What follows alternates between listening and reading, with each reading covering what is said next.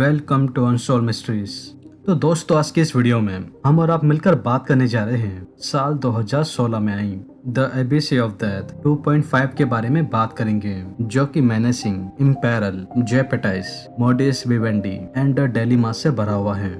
ये इस movie series का लास्ट एंड फाइनल पार्ट है एंड स्टिल अगर आपने अभी तक इस मूवी के पिछले 2 पार्ट नहीं देखे हैं देन मैं आपको हाईली रिकमेंड करूंगा कि आप पहले उन पार्ट्स को जाकर जरूर देख लीजिए, जिनके लिंक आपको ऊपर फ्लैश हो रहे हैं आई बटन में मिल जाएंगे, वरना आपको यहाँ पर कुछ भी समझ नहीं आएगा। Not a bit because it's not your regular type of horror movie.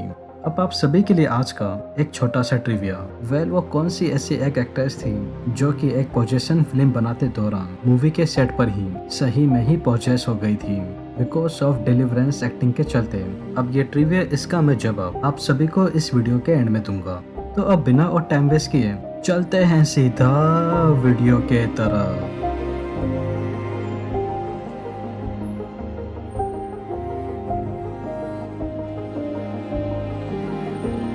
So all right, movie की स्टार्टिंग हमारी पहली स्टोरी से शुरू होती है जिसका नाम होता है टॉक, जो कि एक हॉरिबल टोमेंटो टॉर्चर एगोनाइज कहानी है।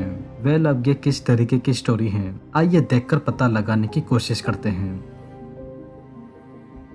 स्टोरी की शुरुआत में हम सभी 5 से 6 कैप्टिव्स हॉस्टेस लोगों को देख पाते हैं जिनको किसी साइमन मॉरिस नाम के आदमी ने जबरदस्ती किडनैप करके अपने घर के बेसमेंट के अंदर इनको लेकर आया होता है ताकि ये इन सभी के साथ द बिजार ऑफ साइमन से नाम का स्ट्रेच योर हेड गेम खेल सके।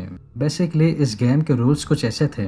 इन सभी लोगों को एक साथ मिलकर बिना कुछ खाए पिए लगातार कंटिन्यूसली एक मशीन को देखकर 10 घंटे तक बिना अटके, बिना हकलाए और ना ही बिना किसी वर्ड के रिपीट किए से बोलते रहना होता है, चाहे फिर वो भले भूखा प्यासा ही क्यों ना मर जाए, बट उसको बोलते रहना होता है इन एनी सर्कमस्टांसेस। अब खास बात ये थी कि जो भी इस टॉर्चर गेम को जीतता उसके बाद जो उसको इनाम मिलने वाला था, अब मैं उस बारे में आपको क्या ही बताऊं, आप खुद ही मेरे साथ देख लीजिएगा। तो अब फाइनली इस गेम के शुरू होने के घंटे भर के अंदर ही एंड्रू एंड क्रिस अचानक से ही बोलते बोलते इतना ज्यादा अटकने लग जाते हैं जिसे देख माइकल वो सीधे अपनी एक वेंडर मशीन चलाकर तुरंत ही इन दोनों के सर को ठीक इनके पीछे लगी लोहे की दीवार से पिचका के फोड़ देता है।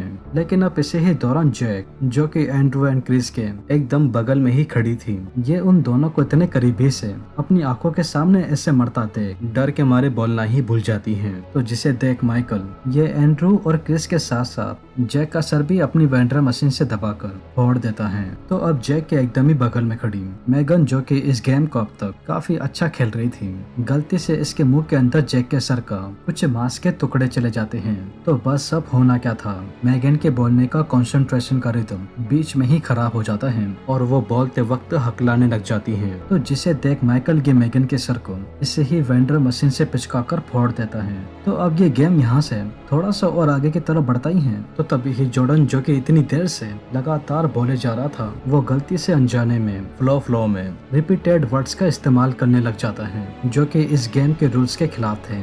और माइकल को ये बात पता चल जाती है और वो इसका भी सेम बाकियों की तरह वेंडर से इसके सर को पिचकाकर फोड़कर मार देता है। तो अब फाइनली सभी कैपेटिव्स के मरते ही केटी, जो कि इस गेम को जीत चुकी थी, माइकल ये इसको छोड़ने की बजाय इसी ही वेंडर से इसके हाथ पैर और उसके सर को सीधे केटी की बॉडी से उखाड़ देता है और उसके साथ वैसी हालत में इंटीमेट होने लग जाता है। और बस हमारी ये स्टोरी इस हॉरिबल टॉर्चर गेम के साथ ठीक ऐसे ही क्रिपी मोमेंट पर एंड हो जाती है।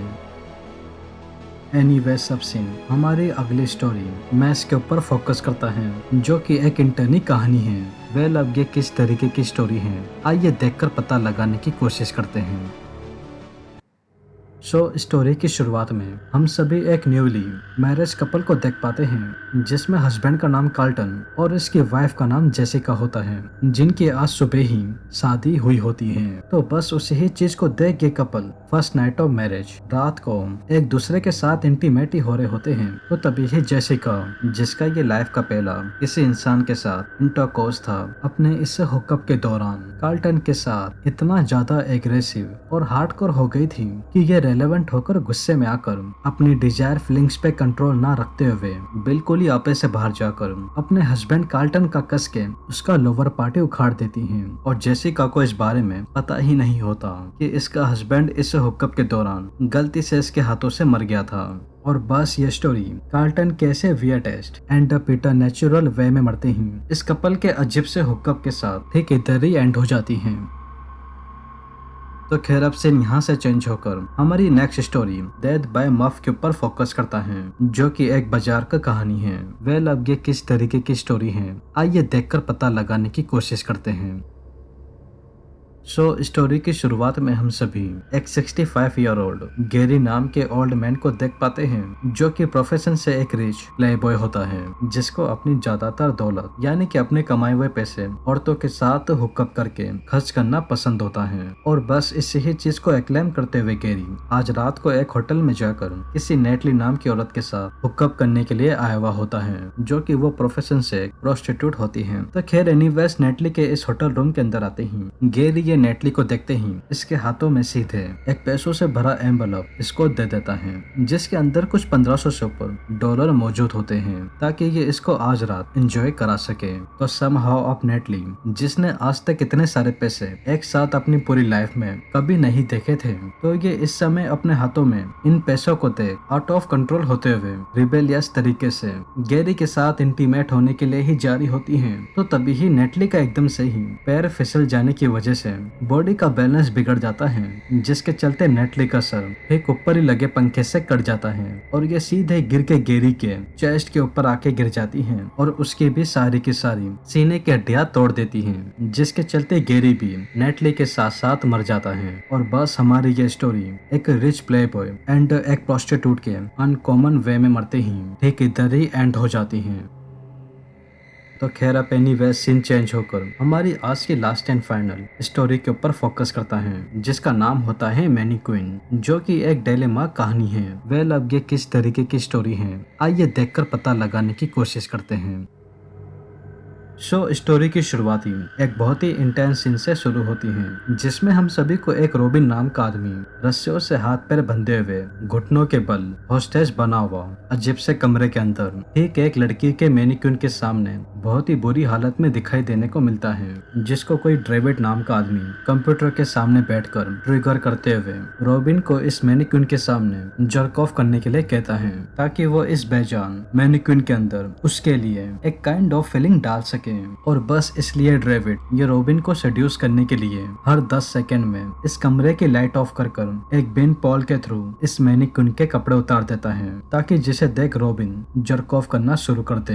लेकिन अब दूसरी ओर रॉबिन के डेविड की इस अटपटी बात को सुनते ही तुरंत ही इस मैनीक्वीन के सामने जर्क ऑफ करने से मना कर देता है और गुस्से में आकर वो इस लड़की के मैनीक्वीन को अब्यूज करने की कोशिश ही करता। तो तभी ही अचानक से इस पूरे रूम की लाइट एकदम से ही चली जाती है और उसी ही वक्त रॉबिन को ठीक मैनीक्वीन के पुतले की तरफ से कुछ अजीब सी क्रीपी सी आवाजें आना शुरू हो जाती हैं। तो जिसे वो इस आवाज के बारे में पता करने के लिए बस उस लड़की के पुतले के पास ही जाता। तो तभी ही इस रूम की दोबारा से लाइट आते ही रॉबिन को वो पुतला ठीक अपनी आंखों के सामने एकदम जिंदा दिखाई देने को मिलता है, जो कि वो सीधे रॉबिन के पास जाकर अपने दांतों से काट कर इसको बहरे में से मार डालता है। और बस हमारी ये स्टोरी इस क्रीपी मोमेंट के साथ ठीक इधर ही एंड हो जाती है।